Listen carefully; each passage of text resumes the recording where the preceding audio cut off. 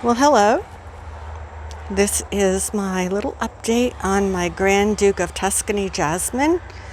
I got him about 8 or 9 years ago. I would say 9 years. He's about 9 years old. And because I live in New Jersey and it gets very cold, freezing temperatures for a long time, he would die. So I have to bring him in the wintertime. And I have a sunroom, so it does get sun in the winter. But I have to cut it back. And last year I cut it back. Well, I did a really, really major cut back last year. I would say I cut it back like down to here. And I didn't think I would get any blooms this year. In the past, I had it in my backyard area, and I only got about 2.5 hours of sun, and I still got blooms with 2.5 hours of sun. But this year I put it in the front yard area on my porch because my neighbor cut down trees, and now I get about 5 or 6 hours of sun. And I will say it made all the difference in the world. The extra sun, it's filled with blooms, just filled with blooms. And the smell is this one. This one is, right now, it's in full smell. The smell is incredible. I wish there was smell-o-vision. If it was a perfume, it would be too sweet. But because it's outside, and when I sit here and the smell just drips over, it's beyond wonderful. Look at this, how nice that is. And like I said, I've cut this back. I cut it back so much last year.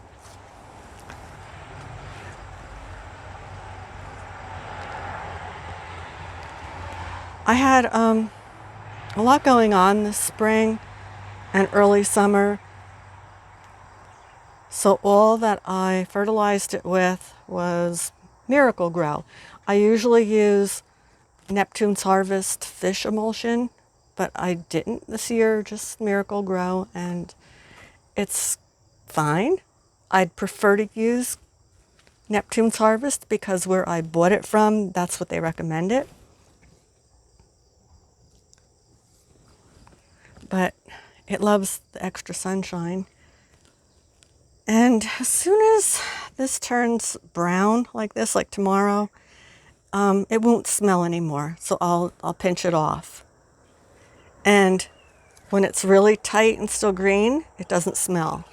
But when it's like this one, perfect. Just perfect. So I'll cut it back again when I bring it in the end of September, beginning of October. I have to cut it way back. I don't have enough room in the sunroom. It just gets caught up on everything.